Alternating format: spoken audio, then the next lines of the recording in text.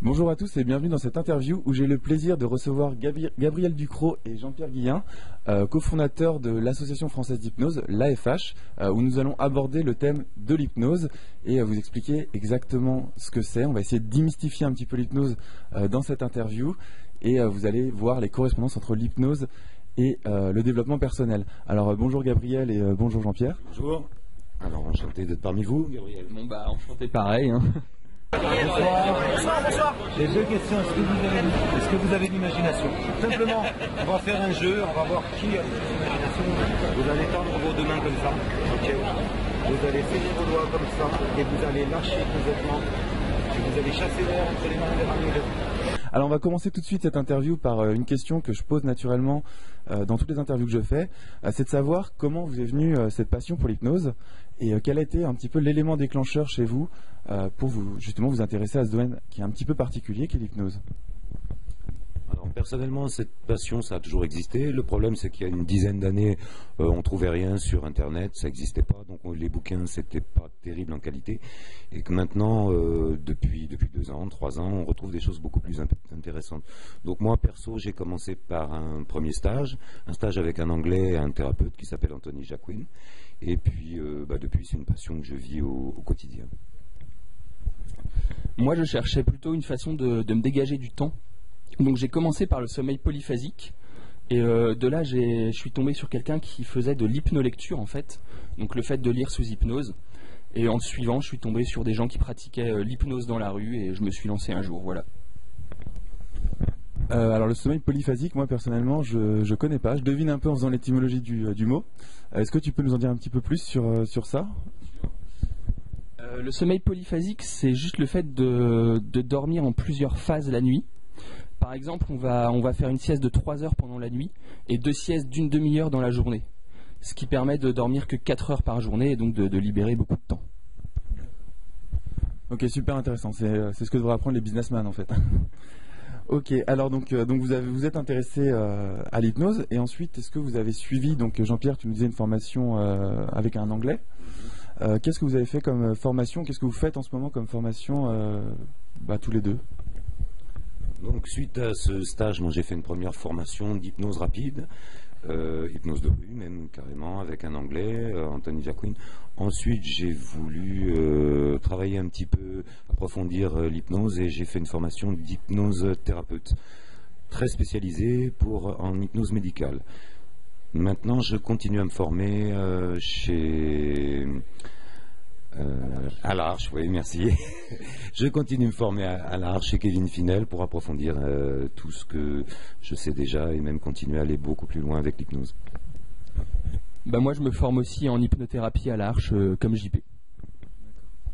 Donc l'Arche, c'est l'une des plus grandes écoles d'hypnose de Paris. Il y en a, ça se compte sur les doigts de la main, les écoles d'hypnose. Et l'Arche, donc c'est Kevin Finel, c'est ça, je crois que tu l'as cité, qui a créé, qui a fondé cette école. D'accord, donc merci pour ces présentations. Maintenant on parle d'hypnose là depuis quelques minutes. Qu'est-ce que c'est exactement l'état d'hypnose? Parce que moi, voilà, quand j'en parle avec mes amis, quand j'en parle sur Penser et Agir, c'est quand même quelque chose qui, d'aspect, est un petit peu mystique. Les gens n'ont pas trop l'habitude d'entendre parler de l'hypnose. Est-ce que vous pourriez nous expliquer ce que c'est juste l'état d'hypnose en fait? Qui veut répondre à la question? Je vais faire début. Jean-Pierre. Oui, je vais commencer, il va continuer. Donc état d'hypnose, c'est en fait un état de conscience modifié, où on est là sans être là. C'est quelque chose qu'on pratique tous 2-3 fois, voire un enfant de moins de 7 ans peut le pratiquer une vingtaine de fois dans la journée. On s'en rend pas compte, on s'en rend pas toujours compte. Exemple, c'est on est sur la route et puis on oublie la sortie, ou on lit un livre et puis tout d'un coup la page devient très très blanche. On ne sait pas que c'est de l'hypnose, mais c'est déjà un état de conscience qui est plus dans la réalité, qui est déjà modifié par rapport à la réalité. Donc c'est déjà un état de conscience très modifié. Tout le monde le pratique, on ne s'en rend pas compte, mais tout le monde le pratique 2-3 fois, voire même 4-5 fois dans la journée. Tu veux compléter ? Il faut savoir que l'état d'hypnose, et en tout cas l'hypnose, ça n'a absolument rien d'ésotérique. Et c'est certainement pas un contrôle que l'hypnotiseur acquiert sur l'hypnotisé. L'état d'hypnose, c'est plus une coopération entre l'hypnotiseur et l'hypnotisé. Il n'y a pas de... on n'est pas forcé de faire ce que l'hypnotiseur nous dit. On peut toujours dire non à une suggestion on peut toujours refuser de répondre à une suggestion, contrairement à ce qu'on voit parfois en spectacle qui induit un peu une fausse idée de ce que c'est que l'hypnose. Je crois que Jean-Pierre... Je vais continuer. L'état d'hypnose, cette façon de rentrer dans l'hypnose, d'avoir un état de conscience modifié, on le retrouve dans différentes autres choses, comme par exemple dans le yoga, tout ce qui est scan, relaxation, décontraction, relaxation. Il faut le savoir, c'est déjà de l'hypnose. Tout ce qui est méditation, les gens qui sont branchés en méditation orientale, on se met, avec les mêmes techniques de rentrer en hypnose, on se met en état de conscience modifié. Donc il n'y a pas 50 000 hypnoses, il y a une hypnose, c'est cet état de conscience modifié. Grâce à différentes techniques d'hypnose, qui peuvent être plus ou moins longues, on peut retrouver rapidement cet état. Vous voyez par exemple en hypnose impromptue, cet état on le retrouve en 2 minutes, 3 minutes. Alors qu'en yoga, il y a toute une phase de préparation, etc. En sophrologie, c'est beaucoup plus long également. On va sur du 20 à 40 minutes. En hypnose de rue, hypnose impromptue, 2 minutes suffisent, c'est des techniques très très rapides. Ouais, même si on parle de l'état d'hypnose, finalement chaque personne a son propre état d'hypnose. Il y aura certes des caractéristiques communes, mais chacun va avoir sa manière propre de le vivre. D'accord, donc l'état d'hypnose est un état naturel que tout le monde rencontre plusieurs fois par jour. Et c'est très très loin de ce qu'on peut voir de prime abord dans un spectacle d'hypnose où on va voir des gens faire un peu des canards, faire des choses un peu bizarres. Et c'est, donc comme tu nous le disais, c'est une coopération entre l'hypnotiseur ou l'hypnothérapeute et l'hypnotisé. Donc on n'est pas du tout dans de la manipulation malsaine ou... Parce que la plupart, alors je dis ça parce que la plupart des personnes ont cette a priori sur l'hypnose. Donc on va essayer de casser justement dans cette interview. Donc c'est quelque chose qui est parfaitement sain. Et finalement, donc si c'est un état naturel, j'imagine que c'est peu dangereux aussi. D'accord. Tu veux rajouter quelque chose? D'accord. Surtout, contrairement à une croyance assez répandue, on ne peut pas rester bloqué en état d'hypnose. Dans la mesure où c'est un état naturel dans lequel vous rentrez plusieurs fois par jour, vous en ressortirez forcément quand vous en aurez envie. Même si vous avez les yeux fermés et que l'hypnotiseur fait son blabla, vous pouvez ouvrir les yeux à tout instant et en sortir. Alors ce qu'il faut savoir, c'est qu'en hypnose, on dit des fois, notamment en hypnose de spectacle, on dit dors. On ne dort pas réellement, on est toujours là. Oui, tu dors pas, je t'explique. Hein. En fait, tu ne vas pas dormir. Simplement, c'est d'aller dans la relaxation. Dans le stade numéro 1, la relaxation. Après, on va voir, on va monter progressivement. Je vais le faire revenir, je vais le faire repartir. On est toujours conscient, donc la personne hypnotisée est toujours consciente et peut rouvrir les yeux quand elle le souhaite. Donc, on ne peut pas, sous hypnose, forcer quelqu'un, une personne, à faire n'importe quoi ou faire quelque chose qu'elle ne veut pas. Si elle fait quelque chose en état d'hypnose, c'est parce qu'elle le veut bien. On ne peut en aucun cas forcer une personne. Ok, d'accord. Merci pour ces précisions. Très intéressant. C'est vrai que j'ai des amis, j'ai suivi le stage de l'hypnose, donc j'ai hypnotisé des amis, et c'est vrai que la première crainte, c'est est-ce que je vais rester bloqué en état d'hypnose? Et en fait, c'est un peu comme dire est-ce que je vais m'endormir ce soir et pas me réveiller demain? Mais encore en moins fort parce qu'on ne dort pas vraiment comme tu viens de le préciser. Merci donc pour cette réponse claire. Au niveau des différents types d'hypnose, donc il y a plusieurs sortes d'hypnose, il me semble qu'il y en a 3. Est-ce que vous pouvez nous expliquer un petit peu ces différentes techniques finalement pour atteindre cet état d'hypnose que vous venez de nous décrire? Alors, on distingue parfois l'hypnose impromptue, donc celle qu'on pratique dans la rue, dans les bars, qui est donc complètement impromptue, de l'hypnose de spectacle et de l'hypnose thérapeutique. Cette distinction-là, elle est complètement arbitraire. C'est-à-dire que des techniques qu'on va retrouver dans une forme d'hypnose, on pourra aussi bien les utiliser dans d'autres formes d'hypnose. Tu peux continuer. Donc ces techniques, on les retrouve, il n'y a pas 50 hypnoses, il n'y a qu'une hypnose. En hypnose de spectacle, on va utiliser des techniques très rapides pour amener des inductions très rapides, que les gens soient en état de conscience modifié très rapidement. En hypnose thérapeutique, on va avoir besoin d'aller plus doucement, on a du temps, on est dans un cabinet, on va besoin surtout de ménager la personne qui est en face de toi. Donc l'induction peut durer en hypnose thérapeutique de 20 à 40 minutes, et si c'est nécessaire, peut-être même plus. En hypnose impromptue, donc la 3e catégorie, on va aller sur des inductions, un mixte des deux, mais souvent des inductions beaucoup plus rapides et à la fois qui se font en douceur, parce que on est dans des bars, on est dans la rue, on est dans des lieux, des gens qui sont pas forcément venus pour ça comme un spectacle, donc on est obligé d'aller un petit peu plus doucement en termes de sécurité notamment, puisqu'on est souvent dans la rue, et on est obligé d'être à la fois très pointu et très rapide, parce qu'il nous faut des techniques où on n'a pas le temps, on est gêné par le bruit, donc il nous faut utiliser des techniques, un mixte de spectacle et un mixte d'hypnothérapie. Je rajouterais juste que la différence entre l'hypnose impromptue et l'hypnose de spectacle, c'est qu'en hypnose impromptue, on fait quand même attention au respect de la personne, de l'intégrité de la personne, ce qu'on ne retrouve pas toujours en hypnose de spectacle. Voilà, c'est une grosse différence. Oui, je rajoute que l'une de nos principales règles, c'est la sécurité des sujets, des volontaires, des gens qui veulent bien se prêter. C'est tout aussi intéressant pour eux s'ils vivent une situation très agréable et s'ils vivent une expérience enrichissante sans avoir de soucis de sécurité, sans se préoccuper de quoi que ce soit. Donc chez nous, la sécurité, c'est un des moteurs de notre partie d'hypnose, c'est un de nos soucis. Quand on fait une formation, c'est l'un des points sur lesquels on va insister assez longuement, sur la sécurité du sujet, la sécurité du thérapeute, également la sécurité qui est due à l'environnement, puisqu'on pratique dans la rue, on pratique dans les bars et que l'imprévu peut être là à tout moment. D'accord. Il me vient une question en tête en vous écoutant parler. Donc, si je résume ce que vous avez dit, en hypnothérapie, on va avoir des inductions qui vont être plus longues à première vue. On verra dans la suite de l'interview que ce n'est pas forcément le cas, et parce on recherche à avoir un accompagnement du patient, donc on va chercher plus à parler avec le patient, alors qu'en hypnose de spectacle ou en hypnose impromptue, ça va être des inductions, donc pour rentrer en état d'hypnose, qui vont être beaucoup plus rapides. La question qui me vient maintenant, c'est est-ce que tout le monde est hypnotisable ? Alors je vais répondre à cette question qui peut surprendre tout le monde. En effet, tout le monde est hypnotisable. Toute personne, tout être humain est hypnotisable. Après, c'est une question de temps et c'est une question d'environnement et de technique. Principalement, c'est une question de volonté. Est-ce que la personne veut rentrer dans cet état de conscience ou pas ? Après, pour moi, tout le monde est hypnotisable. Gabriel ? Oui, j'ai rien à rajouter, c'est exactement ça. Merci. Et plus tu respires, plus tu descends en toi, peu importe ce que ça veut dire descendre en toi. Maintenant, tout simplement, tu vas prendre tes deux bras, tu vas les tourner à ce niveau-là. Et tu vas sentir tout doucement que l'un des bras peut devenir beaucoup plus lourd que l'autre. Et celui qui est plus lourd, tu vas simplement le retourner paume vers le ciel. Très très bien. Et je vois que celui-ci est beaucoup plus lourd. Maintenant, tu es capable d'imaginer, comme tout à l'heure, que l'imagination, que tu as à l'intérieur de cette main un livre très très lourd. Et quand je vais lâcher, je lâche le maintiens. Tu vas être capable de sentir le poids. Et le poids de plus en plus lourd, le poids de ce ballon, le poids de ce bouquin très très lourd, très très lourd. Et je lâche.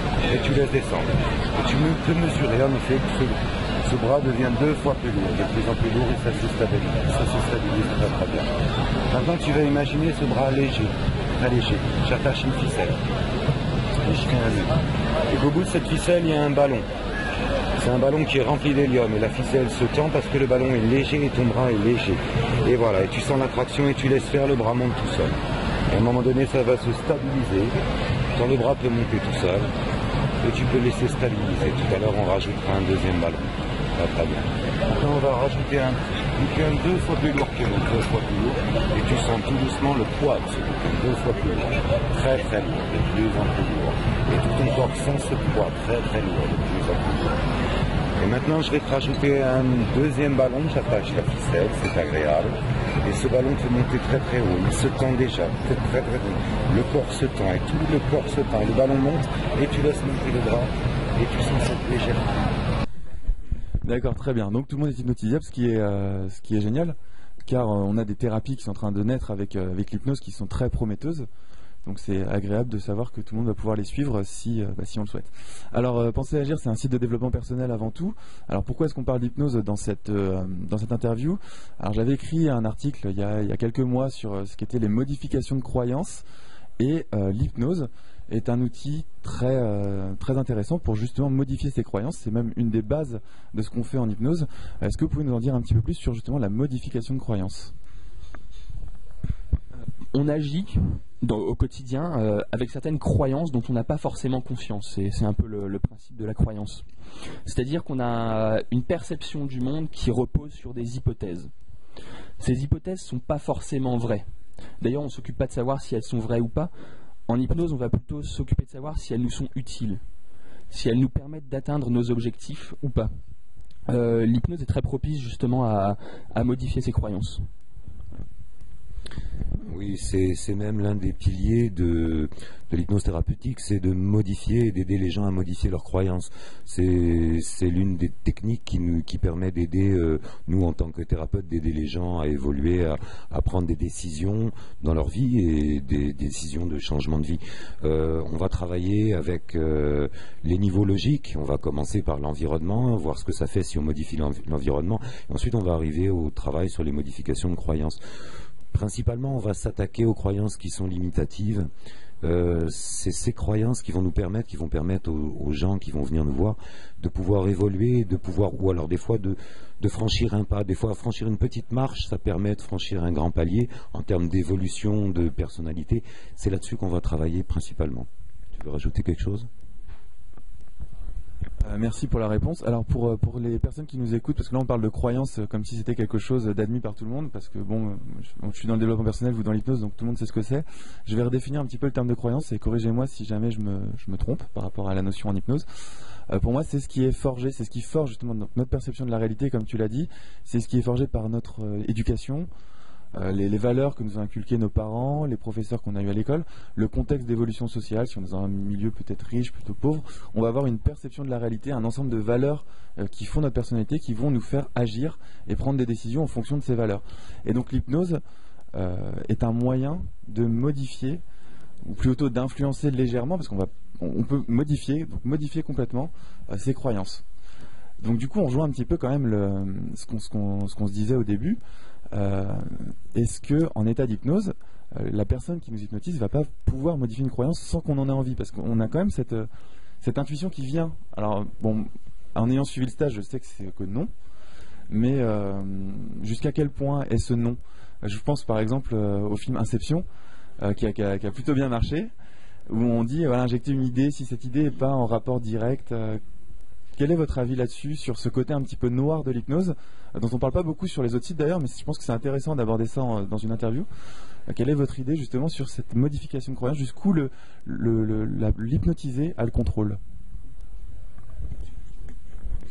Modifier une croyance comme ça, cash, sans du tout avoir l'accord de quelqu'un, c'est assez difficile, je pense. Pour le côté manipulation, toute communication est manipulation. À partir de là, l'hypnose c'est pas plus manipulatif que simplement de parler à quelqu'un. Dès que vous parlez à quelqu'un, par exemple, vous essayez de modifier le comportement de votre enfant, vous êtes en train de le manipuler. Si vous vous posez la question de savoir si l'hypnose ça permet de manipuler les gens, posez-vous la question de savoir si vous manipulez pas les gens sans même y prêter attention, sans y faire attention, et donc d'une manière peut-être encore moins éthique. Parce que nous, on a appris aussi à pas se projeter, on appelle ça, donc à pas projeter nos peurs, nos angoisses, etc. Et donc on essaie de manipuler de manière éthique. Voilà, contrairement à ceux qui n'ont pas forcément appris à le faire au quotidien. Oui, on parle de manipulation. Je reviens sur le fait que toute communication, même pour un enfant qui naît, c'est demander aux femmes qui ont des enfants en bas âge, dès qu'un enfant arrive à communiquer, toute communication, c'est de la manipulation. Manipulation verbale ou manipulation visuelle, même non verbale, c'est toujours de la communication. Et toute communication, c'est un moyen de faire passer une information à quelqu'un d'autre, du point de vue conscient ou d'un point de vue inconscient. Un enfant, par exemple, de 1 an ou de 2 ans, utilise déjà facilement la manipulation avec ses parents. Toutes les personnes qui ont un enfant en bas âge vous diront exactement la même chose. L'être humain, et même certains animaux, surtout je dirais même chez certains animaux, on va commencer à manipuler dès qu'on peut modifier son apparence ou modifier sa façon de communiquer. Donc c'est pas dû à l'être humain, toute manipulation par la communication, c'est un état parfaitement naturel. Donc il n'y a aucun souci avec ça, puisque tout le monde le pratique, même les animaux le pratiquent également de façon parfaitement naturelle. Je rajouterais aussi qu'a priori, en état d'hypnose, on n'est pas plus suggestible. Suggestible, c'est apte à suivre les suggestions de quelqu'un d'autre. Il faut faire la différence entre état d'hypnose et suggestibilité accrue. Ça n'a a priori rien à voir. Je vais compléter ton idée de modification des croyances. on arrive vraiment à modifier la croyance de quelqu'un quand, bien sûr, la personne est consentante. Quand la personne est consentante et qu'elle nous le demande, j'ai telle croyance, exemple, j'ai peur d'un chien, j'ai peur des chiens, j'ai peur de tous les chiens. La personne vient nous voir et nous dit, bon, j'ai telle croyance, il faudrait me modifier cette croyance parce que pour moi, tous les chiens sont méchants. Donc là, à partir du moment où la personne fait la demande, fait la démarche de se rendre compte qu'il y a une croyance qui n'est pas utile pour lui, et vient nous voir et nous demande de la modifier, c'est clair qu'en thérapie, c'est beaucoup plus facile de modifier cette croyance. Surtout qu'on ne va pas enlever complètement la croyance, c'est la personne réellement, le sujet qui lui-même, nous on va lui proposer, en fait on est des guides en hypnose, hein, les hypnothérapeutes sont des guides, on va lui proposer des solutions, et la personne qui est sujet, en fait c'est lui qui va choisir quelle est la solution la mieux adaptée à son environnement, à ses propres croyances déjà, pour modifier cette croyance qui est gênante pour lui dans le cadre de la vie de tous les jours. Donc on va prendre, c'est lui qui va nous donner sa croyance à modifier, nous on va juste lui proposer des solutions, c'est lui qui va faire le travail. En laissant le choix à la personne qui veut modifier sa croyance, ça permet d'installer une nouvelle croyance, de se reconstruire un univers et que ça tienne dans la durée.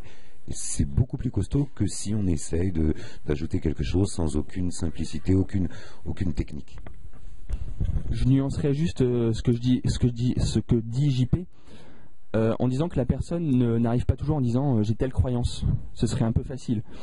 Une personne n'a pas toujours conscience de ses croyances et on peut les pointer du doigt et dans ce cas-là les ramener à la conscience. Là ensuite on peut faire un travail derrière. Oui, l'hypnose est un outil, comme on le disait tout à l'heure, mais on est avant tout dans le travail d'une thérapie quand on fait de l'hypnose thérapeutique. Et si un patient vient en voulant arrêter de fumer, par exemple, retrouver une croyance qui a fait que cette personne fume aujourd'hui, c'est pas forcément simple, et la personne n'est pas forcément consciente. Et il y avait une anecdote où vous m'aviez expliqué une fois que des personnes qui souhaitaient arrêter de fumer n'avaient pas forcément un problème avec la cigarette, mais un problème avec l'accoutumance et la dépendance à toute forme de drogue, et qu'elle pouvait remplacer l'action de fumer par une autre drogue qui pouvait être l'alcoolisme. Alors c'est pas du tout le cas le plus commun, hein, bien sûr, mais ça existe, et donc le fait de trouver justement la croyance qui fonctionne, c'est là où un thérapeute va se distinguer d'un autre. Et c'est une activité de psychologie en fait. Là on revient à de la psychologie classique. L'hypnose offre juste un outil supplémentaire pour généralement aller beaucoup plus vite. On parle de thérapie brève par rapport aux thérapies par la psychanalyse de Freud, qui est la thérapie la plus connue, qui est plus longue sur la durée, qui fonctionne aussi bien sûr, qui est plus longue que les thérapies d'hypnose, qui vont pouvoir soigner les mêmes maux, mais plus rapidement. Je me trompe pas ? Tout à fait. D'accord. Donc on a 3 types d'hypnose. On va mettre l'hypnose impromptue dans l'hypnose de spectacle. Donc on a l'hypnose de spectacle, l'hypnose thérapeutique, et on n'en a pas trop parlé dans cette interview, mais il y a aussi l'hypnose médicale. Est-ce que vous pourriez nous donner des exemples concrets d'application de ces 3 techniques ? Bon, alors, le spectacle, je pense que ça parle à tout le monde. Maintenant, en hypnose thérapeutique, qu'est-ce qu'on va pouvoir soigner ? Qu'est-ce qu'on va pouvoir guérir ? Qu'est-ce qu'on va pas pouvoir soigner ? Qu'est-ce qu'on va pas pouvoir guérir aussi ? Parce que c'est intéressant d'être honnête là-dessus. Et en hypnose médicale, qu'est-ce qu'on va pouvoir faire avec l'hypnose, sachant que l'hypnose c'est de plus en plus reconnu, et maintenant on voit ça avec l'avènement des neurosciences, on voit ça dans des magazines scientifiques. Je pense à Science et Vie récemment, et puis d'autres magazines qui viennent de plus en plus à parler d'hypnose. Donc voilà, des exemples pratiques et concrets d'hypnose. Je vais juste reprendre un petit truc. En termes d'hypnose, on ne fait pas aucune distinction entre hypnose médicale et hypnose thérapeutique. Pour la bonne raison que il n'y a pas 50 000 hypnoses, déjà, même en spectacle, il y a une hypnose. Plus précisément en termes d'hypnose médicale, le tronc commun de formation des médecins et des psychologues, c'est un tronc commun de formation, c'est un DU, il n'existe aujourd'hui aucun diplôme officiel d'hypnose, il n'existe que université par université, des diplômes universitaires, des DU d'hypnose. C'est un tronc commun qui vont servir à la fois et aux psychologues, et ils vont servir également en tronc commun et par exemple aux médecins anesthésistes, aux médecins généralistes ou aux ostéopathes pour enlever certaines douleurs. Donc c'est exactement la même chose. C'est-à-dire qu'ils vont avoir la même formation et ils vont utiliser les techniques d'hypnose pour amener un état de conscience modifié. Dans un cas, pour les thérapeutes, c'est modifier certaines croyances, on l'a vu, ou certaines peurs, ou certaines souffrances. Dans le cadre de l'hypnose médicale, on va utiliser les techniques de l'hypnose pour modifier l'état de conscience et pour amener une absence de douleur. Car en hypnose, puisque les perceptions sont modifiées, la réalité est modifiée, ça va nous permettre de modifier la douleur et voire même, dans la majorité des cas, d'enlever complètement cette sensation de douleur sans plus aucune anesthésie. Je vous donne le meilleur exemple, ça a eu lieu à l'hôpital qui est à côté dans Paris. La première a eu lieu en France au mois de mars. On a réussi à faire dans cet hôpital une opération qui n'est pas la moindre, c'est une opération de l'aorte abdominale, donc quelque chose de relativement lourd sur un homme de 84 ans, sur lequel logiquement on faisait une anesthésie générale pour ce cas de figure. Ce monsieur ayant un cœur qui est un petit peu dégradé, on n'a pas eu le choix. On lui a proposé l'hypnose en tant que sédation, c'est-à-dire pour l'endormir. On lui a proposé l'hypnose en tant qu'anesthésie pour enlever toute sensation de douleur. Et l'opération, la première en France, est remarquablement passée. On n'a pas eu du tout besoin de sédation classique et d'anesthésie totale. Tu voulais rajouter quelque chose, Gabriel ? Une grosse nuance. En hypnose thérapeutique, dite thérapeutique, on ne soigne pas et on ne guérit pas. Sinon, on se fait attaquer pour exercice illégal de la médecine si on n'est pas médecin. Donc, il faut faire attention. On est dans l'aide et dans l'accompagnement. Alors, j'avais lu ça quelque part. C'est pareil pour le coaching ou pour toutes les psychothérapies. Ça, c'est juste un aspect légal. On ne peut pas dire qu'on guérit ou qu'on soigne. Ce sont des mots réservés aux médecins. Voilà, il n'y a pas le droit. Donc, légalement, il n'y a pas le droit de dire ces mots-là. Donc, voilà, c'est ça. Les médecins, bien sûr, c'est ce que j'ai. Les médecins, les psychologues, les psychiatres qui sont des médecins aussi d'ailleurs. Il faut faire très attention et très vigilant à ce qu'on dit. C'est pour ça qu'on rectifie un petit peu l'idée de on ne soigne pas. On accompagne, on aide les gens et simplement on les amène sur une autre voie. Jusqu'à ce qu'il y ait des diplômes reconnus en France. Et ça, voilà. Mais c'est comme tout, hein. À chaque fois qu'il y a une nouvelle médecine, une nouvelle thérapie, ça met du temps à arriver. Et je pense que l'ordre des médecins, enfin tout ça, c'est très bien aussi, parce que ça freine toutes les dérives mystiques, ésotériques, voilà, dont l'hypnose ne fait absolument pas partie. Et il faut que cet ordre et que cette loi soient là pour gérer tout ça. Alors, je voudrais rajouter un petit complément à ce que tu viens de dire. Oui, faut savoir que l'hypnose est utilisée. Alors en France, la première a eu lieu tout à l'heure, je vous l'ai dit, au mois de mars.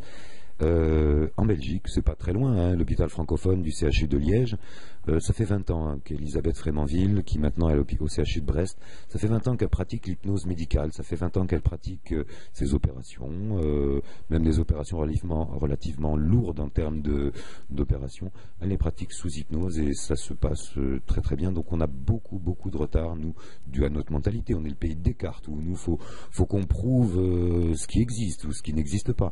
Donc c'est dommage parce qu'on a pris énormément de retard sur ce domaine d'hypnose. C'est dommage parce que nos patients, c'est les patients qui en subissent les conséquences parce que on peut éviter l'anesthésie générale, le curare, etc. Et les gens s'en sentent beaucoup mieux, je pense. D'accord, c'est très intéressant comme point de vue. C'est vrai que je suis pas non plus pour la médication à tout prix. Donc si l'hypnose peut être une alternative à tout ça, en effet, ce serait bien que ça arrive un peu plus en France. Et de toute façon, cette interview participe à vulgariser l'hypnose avec une bonne éthique, surtout. Alors, on a vu pas mal de choses dans cette interview déjà.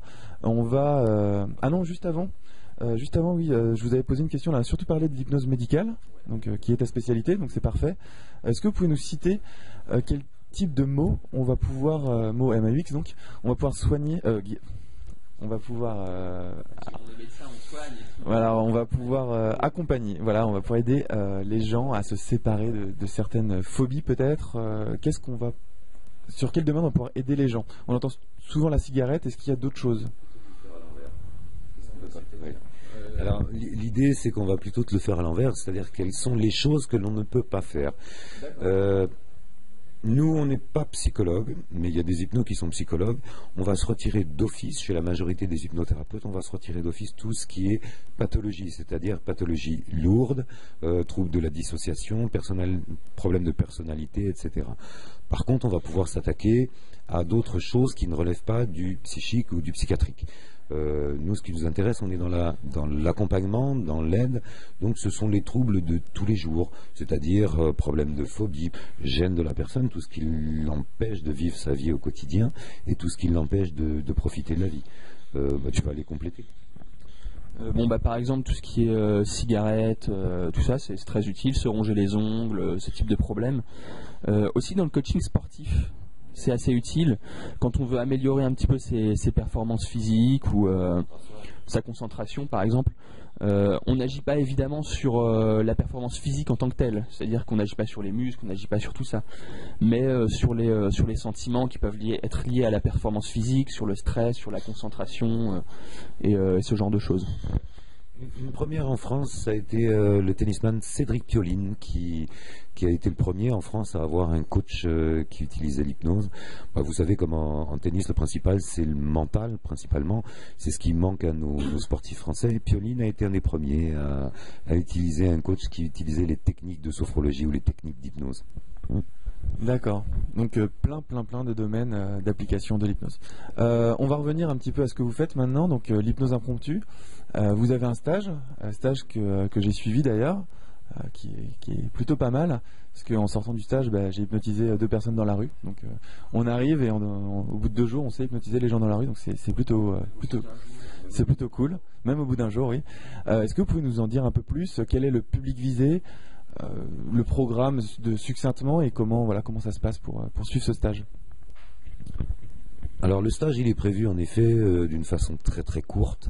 Il est prévu sur un week-end pour que ça arrange tout le monde. C'est un stage de 2 jours qui s'adresse à tout public. On ne se veut pas restrictif et on veut jouer principalement les échanges. Donc il s'adresse à tout public, les gens qui n'y connaissent rien en hypnose, comme aussi bien les thérapeutes qui ont besoin d'hypnose avec des inductions rapides et des techniques très rapides. On souhaite mélanger les styles, mélanger les genres pour avoir un stage très très riche où tout le monde apporte son expérience, mais également où tout le monde a besoin de travailler pour X ou Y raison, a besoin de travailler ces techniques pour sa pratique au quotidien ou pour sa profession. Donc ce stage, on le veut mélanger, des gens qui n'y connaissent rien, des gens qui connaissent beaucoup en hypnose, mais d'autres techniques. Le but, c'est de faire des ateliers. Il est basé principalement sur des entraînements. Toute la journée, c'est un atelier permanent. Il est basé, on l'a voulu baser sur la pratique. Donc toute la journée vous avez des essais, et puis le soir même, eh bien c'est le grand bain, tu as connu, hein, on y va en réel, on va dans les bars, dans Paris, dans le quartier, on a la chance d'avoir des bars dans Paris, et puis on se lance et on hypnotise son premier inconnu, la personne qu'on ne connaissait pas plus depuis 2 minutes, on va essayer de discuter avec lui et puis le convaincre de faire de l'hypnose. Donc le but de ce stage, c'est la pratique. Sur la première journée, on continue en 2e journée avec une autre partie pratique, là c'est l'hypnose avec une pancarte, hypnose gratuit, on va en général sur Beaubourg et on propose la même chose. C'est une façon différente de pratiquer l'hypnose dans d'autres conditions, dans des conditions pas forcément toujours favorables, mais c'est une façon de vous entraîner parce que quand vous allez avoir besoin de le faire sur un groupe d'amis, en soirée, même en boîte, puisqu'on voit que la musique ça gêne pas, vous serez capable de le faire dans n'importe quelle condition. Nous on pratique ça dans un train, dans un bar, n'importe où. Donc le but c'est un stage pratique, ouvert à tout le monde, toutes les populations peuvent venir. Et le tout, c'est que vous êtes sûr de pouvoir pratiquer dès le premier soir, de pouvoir hypnotiser un parfait inconnu. Un autre objectif aussi du stage, c'est de mettre à l'aise avec les phénomènes hypnotiques. Parce que quand on met quelqu'un dans l'état d'hypnose, déjà on se demande toujours si ça va marcher, si on essaie d'avoir un phénomène, est-ce que ça va marcher, est-ce que la personne va pas essayer de résister. Un phénomène hypnotique, c'est un phénomène sous hypnose. Par exemple, une hallucination, par exemple, ou juste une lévitation du bras, donc le bras qui se lève avec une sensation d'automatisme. Ou alors une amnésie, par exemple, une amnésie d'un chiffre, une amnésie d'un prénom. Ça, c'est un phénomène hypnotique. Maintenant, je te propose simplement de tester un effet. Tu sais, un bouton magique. Je te propose de tester le bouton magique. Là, je te pose un bouton sur ton épaule, là. Je te pose un bouton, c'est un bouton qui fait rire, t'as envie de rire. Et là, à chaque fois que j'appuie, t'as envie de rire et tu as le droit de rire. Autorise-toi. Et le bouton, il est réel et plus j'appuie, plus t'as envie de rire. Plus j'appuie, plus t'as envie de rire. Et n'importe qui va appuyer, tu sais, c'est un bouton anti-pot. Et bien, t'as le droit de te taper une barre. Et plus j'appuie, plus t'as le droit de rigoler. Et plus j'appuie. Et j'appuie de plus en plus. Et rigole, t'as le droit de te taper une barre de plus en plus. Mais c'est drôle, tu sens ça te contracte. Tu rigoles comme si t'avais jamais ri comme ça une fois. Tu peux rire, mais plus fort. Rigole fort, là, t'as le rigoles pas. Tu as le droit de rigoler vachement fort. Et le bouton, tu vas voir, il est actif. Le jour où tu es triste, bah, tu pourras te servir du bouton. Et maintenant, n'importe qui peut l'activer. Tiens, tu peux rouvrir les yeux et tu gardes le bouton. Au compte de 2, tu rouvres les yeux et tu me suis. Ça va? Tu restes dans cet état, tu me suis, tu cherches pas. Tiens, tu vas essayer, il a un bouton qui fait rire. Le jour où il est triste, tu peux l'activer. Parce que, tu sais, le bouton, il est là, hein. Parce que le bouton, à chaque fois qu'on appuie, bah, le bouton, ça le fait rire. Et n'importe qui le fait, le jour où tu es triste, hop, un coup de bouton. Vas-y, tu peux essayer, il est magique ce bouton. Pas du tout.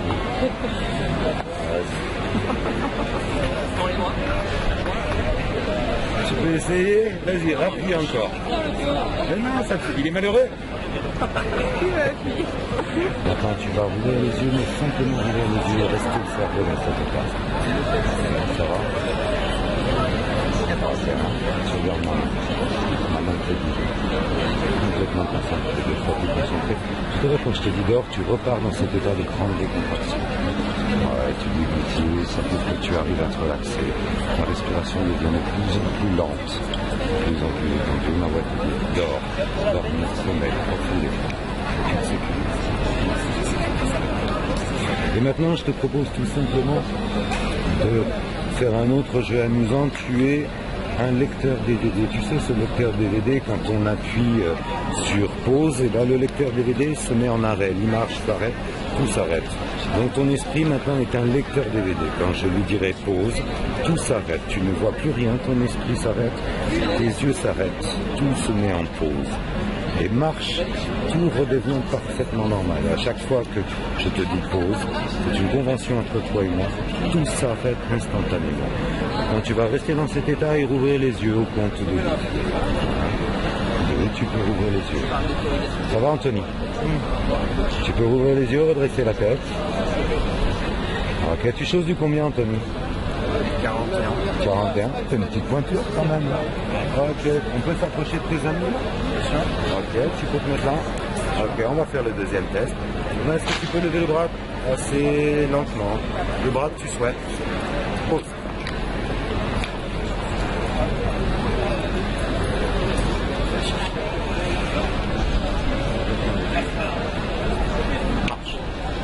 Ça va, Anthony? Magique, hein? Regarde, tu vois, je suis devant toi là. Hein. Ouais. Tu lèves les bras. Pause.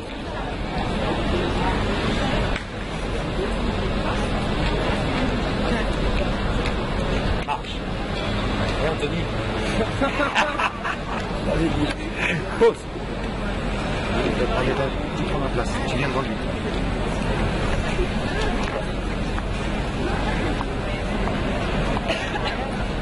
Marche. Qu'est-ce qui s'est passé? Hein? Qu'est-ce qui s'est passé? Je sais pas. Bah, tu veux qu'elle disparaisse? Moi je suis un grand magicien, elle va disparaître complètement. Tu l'as devant toi, tu la vois? Lève le bras léger. Ok. Pause. Je vais te planquer derrière. Maintenant Anthony, elle a complètement disparu.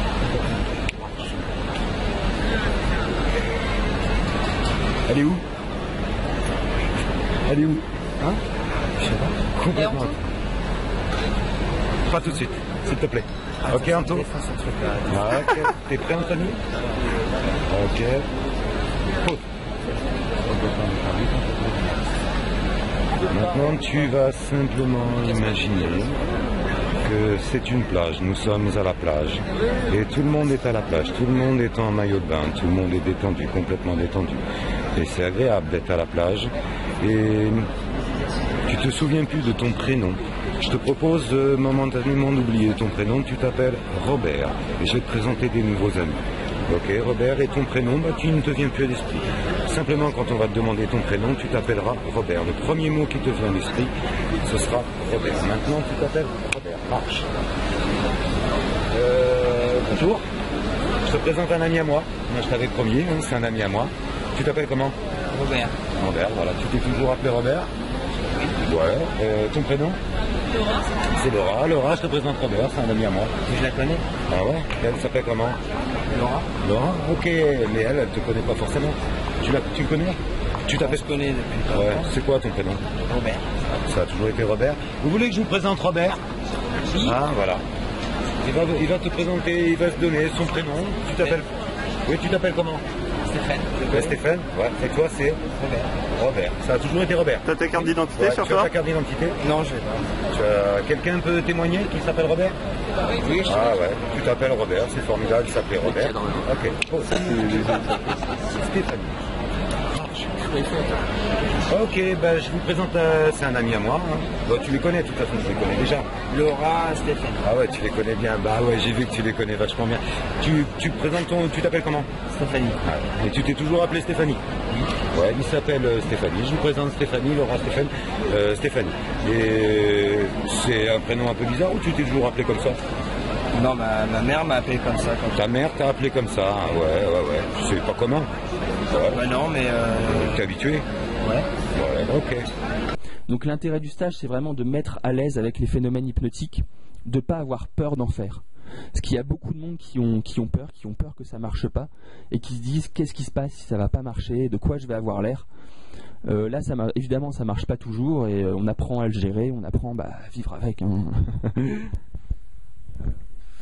Ah oui, donc quand tu dis bien sûr oubli du prénom, oubli d'un chiffre, c'est pas permanent. Hein. C'est parce que ça dure une dizaine de minutes, le temps de l'exercice, et encore, généralement c'est 30 secondes, une minute le temps de faire l'exercice. Et puis si on va dans des niveaux d'hypnose un peu plus profonds, des fois on peut avoir plein de phénomènes hypnotiques qui s'enchaînent et l'exercice dure un peu plus longtemps, mais c'est toujours avec l'accord de la personne qui se fait hypnotiser. Moi j'ai une remarque en tant que stagiaire, vu que j'avais fait le stage, c'est plus facile d'hypnotiser un inconnu dans la rue que d'hypnotiser un ami de longue date. Pourquoi? Parce que l'inconnu dans la rue va vous percevoir comme un hypnotiseur, alors que votre ami, il y a une semaine, vous n'étiez pas hypnotiseur et il n'y croit pas en fait. Et là, on rejoint un petit peu ce qu'on parlait dans les croyances, c'est que si une personne ne croit pas en vos capacités à hypnotiser, eh bien ça va être d'autant plus difficile d'hypnotiser cette personne. Alors que si vous allez vers quelqu'un dans la rue que vous ne connaissez pas, en disant ça fait 10 ans que je fais de l'hypnose, c'est le fake it until you do it américain, donc fais semblant jusqu'à ce que tu saches le faire. On va voir les gens dans la rue, on dit ça fait des années que je fais ça, et ça passe tout seul, on arrive à coller une main à la table, on arrive à faire des amnésies de prénoms. Le soir même dans un bar, il y avait un des stagiaires qui avait fait une hallucination positive, qui avait fait apparaître la star préférée d'une personne du bar en face d'elle. Donc ça c'est bluffant quand on voit ça, la personne avait sauté dans les bras de la personne. Et il y a une photo de moi sur votre site qui est assez sympa. Ok, donc merci beaucoup pour avoir répondu à cette interview. Toutes les personnes qui sont intéressées par l'hypnose et qui souhaiteraient faire un stage avec l'AFH, donc l'association française d'hypnose, et donc avec Gabriel et Jean-Pierre, c'est vous et Brieux. Donc il y a une autre personne qui n'habite pas à Paris, donc qui n'est pas là, qui s'appelle Brieux du Garret, qui est assez connu d'ailleurs dans le monde de l'hypnose.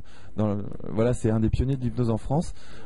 C'est un des pionniers de l'hypnose impromptue, pardon. Vous me corrigez en même temps. C'est vous qui donnez les stages, hein, c'est pas d'autres personnes, donc c'est des personnes compétentes qui donnent le stage. Moi je l'ai fait, ça se passe très très bien. Je vous mets le site juste en dessous de cette vidéo pour les personnes que ça intéresse. J'espère que vous avez appris plein de choses. Ouais, j'espère que vous avez appris plein de choses dans cette interview, et si vous voulez rien rajouter de plus, je vous remercie. Ok, merci beaucoup, j'espère que ça vous a plu, et à bientôt pour une prochaine interview. Mec, adieu. C'est bon? Ça va? Alors? Ça, t'es parti vraiment? Qu'est-ce qui s'est passé? Feedback. Elle est partie très très loin. Avant qu'il fasse nuit. Ressenti. Génial, enfin c'est un truc de ouf, c'est un truc de malade. Alors c'est alors c'est très étrange, je pense. Étrange dans le sens positif. Étrange dans le sens très positif, ouais. Très décontracté. Ah ouais, c'est génial.